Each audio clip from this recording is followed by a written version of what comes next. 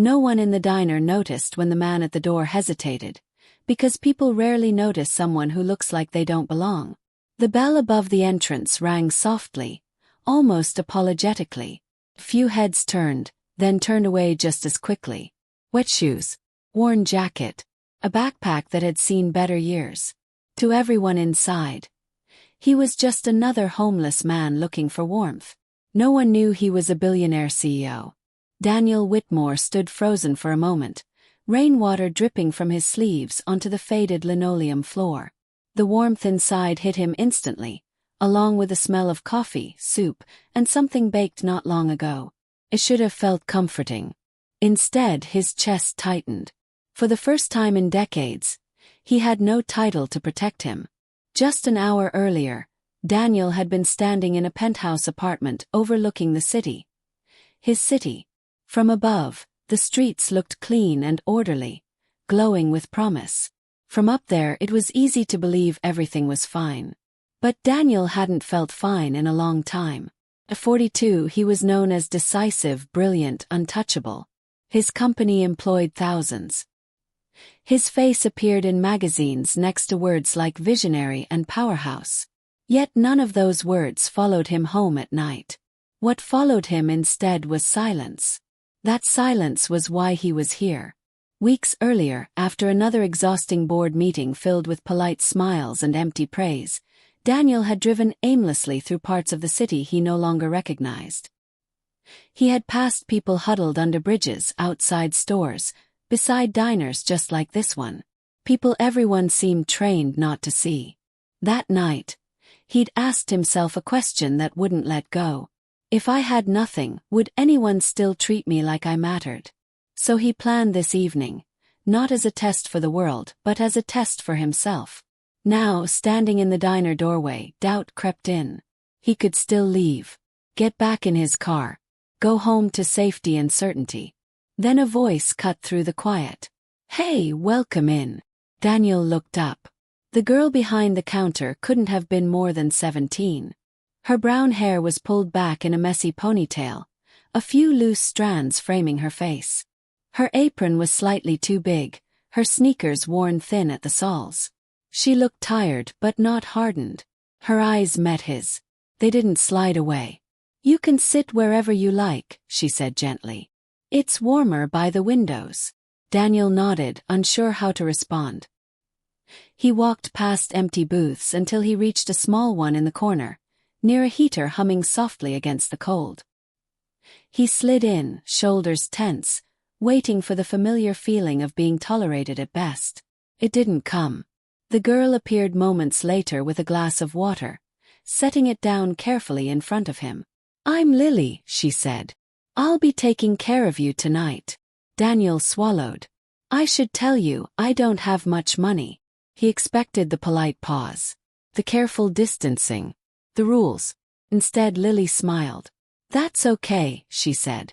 "You're still a customer." Something in his chest shifted. As she walked away, Daniel let out a breath he hadn't realized he'd been holding. Around him, the diner continued its quiet rhythm. Silverware clinking, a low radio playing something old and comforting, rain tapping against the windows. He studied the people nearby. A truck driver nursing his coffee. An elderly woman reading a paperback. A young couple sharing fries. No one paid him any attention now. He was invisible again but not unwelcome. Lily returned with a small basket of bread and placed it between them. "On the house," she said quickly, as if afraid he might refuse. Daniel stared at the bread. "Why?" He shrugged. "Because everyone deserves something warm on a night like this." She said it the way someone states a fact, not a favor. When she turned away, Daniel felt his throat tighten. He broke off a piece of bread, hands trembling slightly. He hadn't eaten all day, but hunger wasn't what made the food taste overwhelming. It was dignity. As the evening passed, Daniel watched Lily work. She moved quickly but never rushed people. She bent down to listen when an elderly man spoke softly. She joked with the cook, wiped tables without complaint, and refilled cups before they were empty. Her kindness wasn't selective. When she came back to check on him, she asked, "How's your night going?" Daniel hesitated. No one ever asked him that without an agenda. "It's been heavier than I expected," he admitted. Lily nodded. "Some nights are like that. You ever wonder if people are really okay?" he asked quietly. "All the time," she replied. "That's why I try to be kind, even when I'm tired." Daniel studied her face. "Why?" She paused, then smiled softly. "Because someone once did that for me." The rain outside intensified, streaking the windows with silver lines. The diner emptied until only a few customers remained. Lily brought Daniel a bowl of soup, steam curling into the air. "I didn't order this," he said. "I know," she said. "But you looked cold."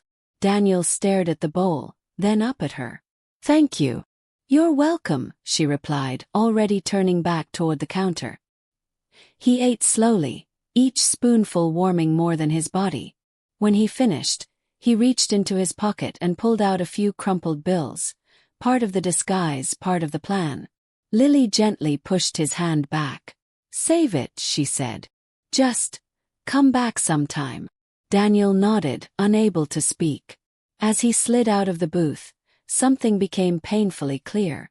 He hadn't found indifference. He hadn't found cruelty. He had found a teenage waitress who treated a stranger with nothing, as if he were someone. Standing by the door, Daniel looked back once more. Lily was wiping down the counter, humming quietly, unaware that her simple kindness had reached deeper than she could imagine. As the bell rang behind him and he stepped back into the rain, Daniel Whitmore felt something he hadn't felt in years. Oh. And he knew. This was only the beginning. Daniel Whitmore sat in his car across the street from the diner long after he had left it the night before. The rain had softened into a mist, blurring the neon lights into gentle halos.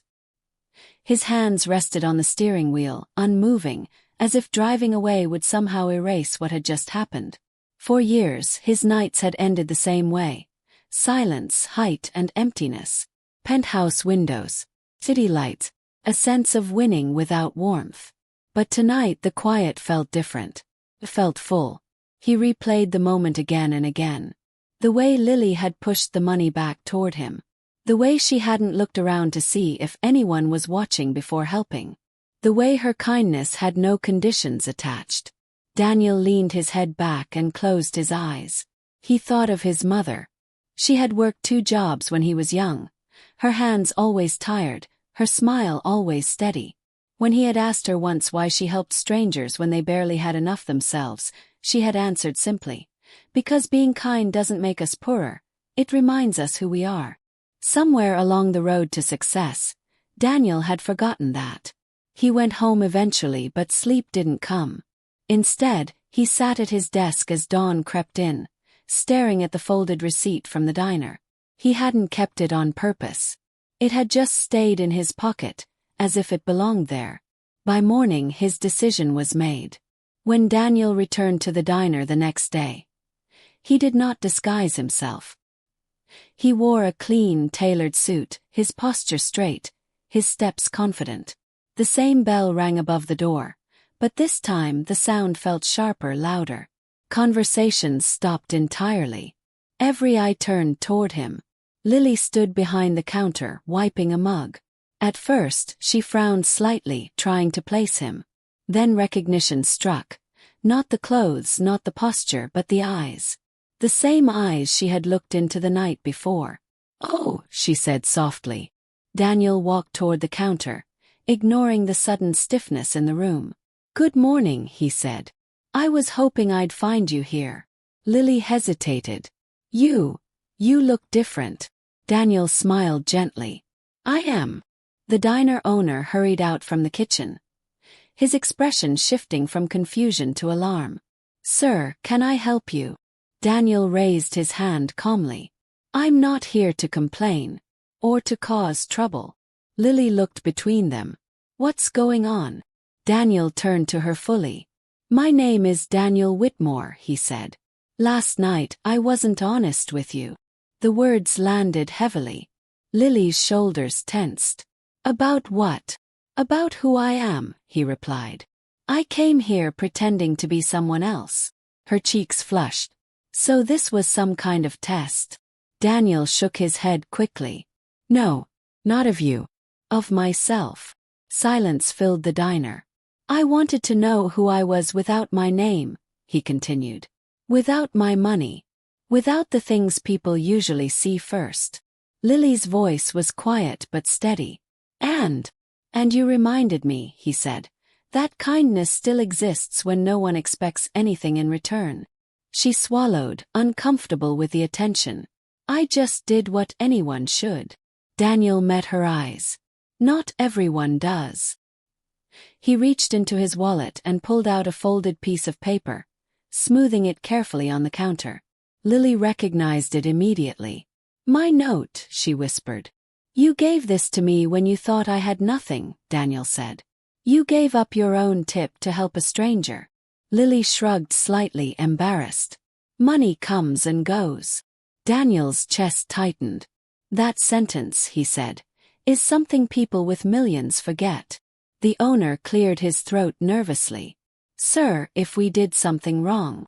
You did everything right, Daniel said firmly. Lily crossed her arms, grounding herself. I didn't help you because you were rich, she said. And I don't want help because you are. Daniel smiled. That's exactly why I want to help. He asked Lily to sit with him for a moment. Reluctantly, she did, sliding into the same corner booth from the night before. In the daylight, the diner looked even smaller, even more ordinary, and somehow more meaningful. Daniel listened as Lily spoke.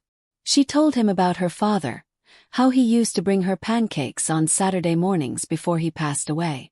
About her mother, who pretended not to be tired even when her hands shook. About school and working late and pretending not to worry about the future.